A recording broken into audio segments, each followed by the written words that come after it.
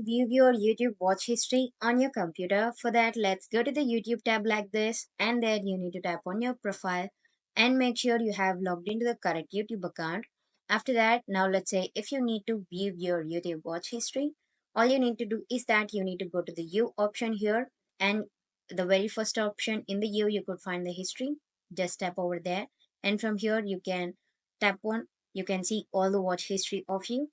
Now let's say if you need to view all your YouTube watch history, you need to tap on manage all history here, and it will take you to the page of YouTube watch history, and you can scroll down like this to find the YouTube watch history like this. And now you can delete that just by tapping on delete, and here you can tap on delete today, delete custom range, or delete at all time. Otherwise you can tap on save your watch history. There, after going over there, you can even turn off this. This is how you view YouTube watch history on computer. Thank you.